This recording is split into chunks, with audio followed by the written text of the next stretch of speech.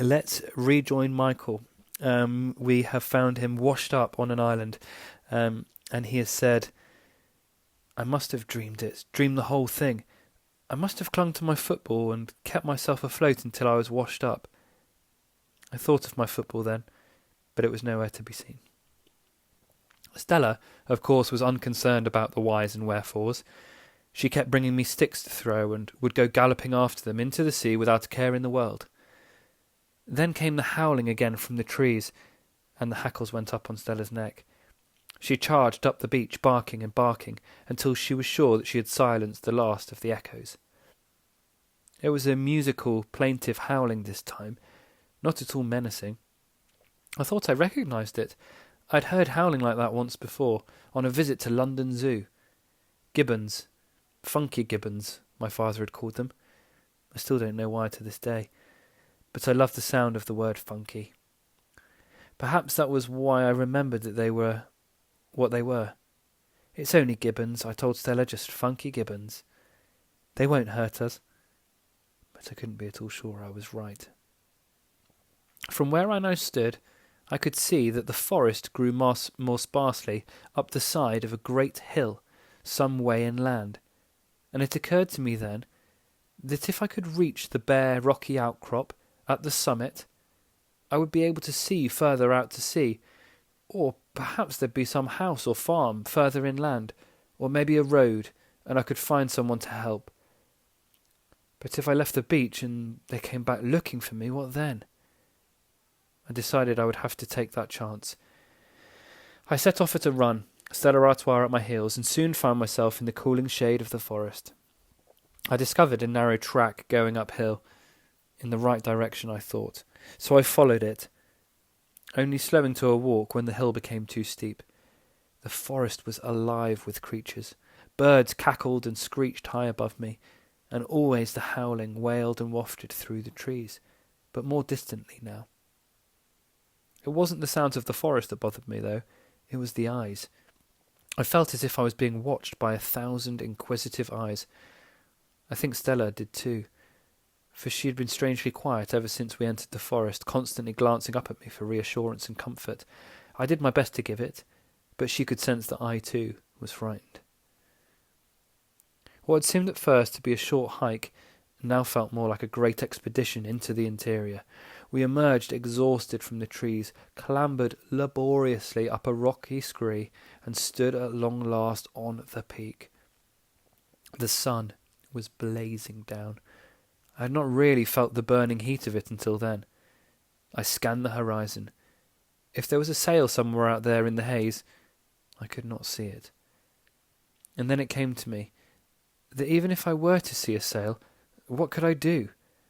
I couldn't light a fire. I had no matches. I knew about cavemen rubbing sticks together, but I'd never tried it. I looked all around me now. Sea, sea, sea. Nothing but sea on all sides. I was on an island. I was alone. The island looked perhaps 2 or 3 miles in length, no more. It was shaped a bit like an elongated peanut, but longer at one end than the other. There was a long swathe of brilliant white beach on both sides of the island, and at the far end another hill, the slopes steeper and more thickly wooded, but not so high as mine. With the exception of these twin peaks, the entire island seemed to be covered with forest. So far as I could see, there was no sign of any human life. Even then, as I stood there that first morning, filled with apprehension and the terrifying implications of my dreadful situation, I remember thinking how wonderful it was, a green jewel of an island framed in white, the sea all about it a silken, shimmering blue. Strangely, perhaps comforted somehow by the extraordinary beauty of the place, I was not at all downhearted. On the contrary, I felt strangely elated. I was alive. Stella Artois was alive. We'd survived. I sat down in the shadow of a great rock. The gibbons set up a renewed chorus of howling and hooting in the forest, and a flock of raucous birds clattered up out of the canopy of the trees below us and flew off across the island to settle in the trees on the hillside opposite. "We'll be all right," I told Stella. "Mum and Dad, they'll come back for us. They're bound to. They will. They will. Mum will get better and they'll come back. She won't leave us here. She'll find us, you'll see. All we've got to do is keep a lookout for them and stay alive. Water. We'll need water. But so do those monkeys, right? We've just got to find it, that's all. And there must be food too, fruit or nuts, something. Whatever it is they eat, we'll eat." It helped to speak my thoughts out loud to Stella, helped to calm the panic that came over me now in waves. More than anything, it was Stella's companionship that helped me through those first hours on the island. It seemed to make sense not to plunge at once into the forest looking for water. To be honest, I was too frightened anyway. But rather to explore the shoreline first. I might come across a stream or river flowing out into the sea. With a bit of luck on the way, I might find something I could eat as well. I set off in good spirits, leaping down the scree like a mountain goat. Where monkeys lived, I reasoned, we could live. I kept telling myself that. I soon discovered that the track down through the trees was bereft of all edible vegetation. I did see fruit of sorts, what looked to me like fruit anyway. There were coconuts up there too, but the trees were all impossible to climb. Some rose 100 feet, some 200 feet from the forest floor. I'd never seen such giant trees. At least the intertwining canopy did provide some welcome relief from the heat of the day. All the same, I was becoming desperately parched now, and so was Stella. She padded alongside me all the way, her tongue hanging. She kept giving me baleful looks whenever our eyes met. There was no comfort I could give her. We found our beach once again and set off round the island, keeping wherever possible to the edge of the forest, to the shade. Still we found no stream. Again I saw plenty of fruit, but always too high. The trees were always too smooth, too sheer to climb. I found plenty of coconuts on the ground, but always cracked open and empty inside.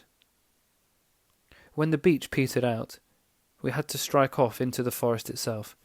Here too I found a narrow track to follow. The forest became impenetrable at this point. Dark and menacing. There was no howling any more, but something infinitely more sinister. The shiver of leaves, the cracking of twigs, sudden surreptitious rustlings, and they were near me, all around me.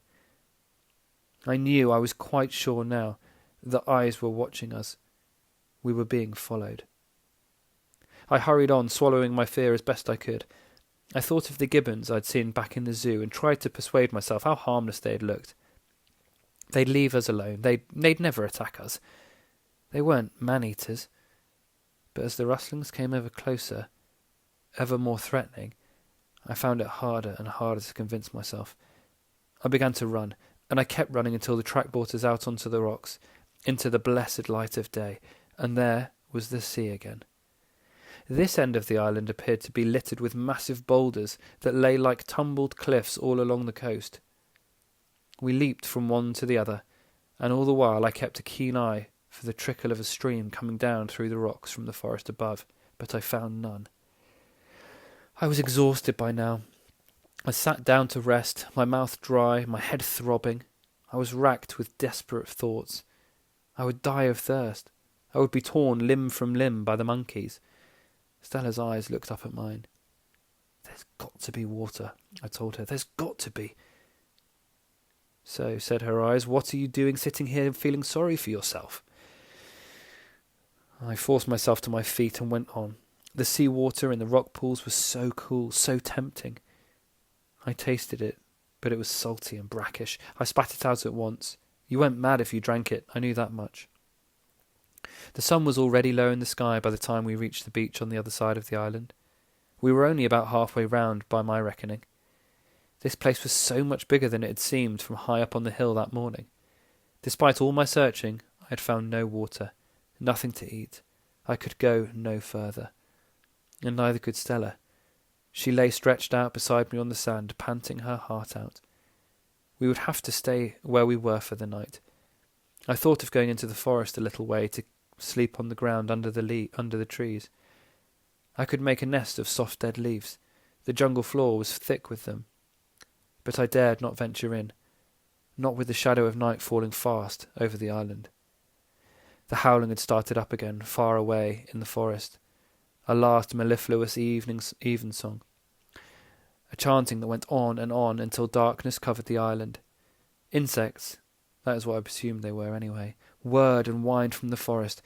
There was hollow tapping like a frantic woodpecker.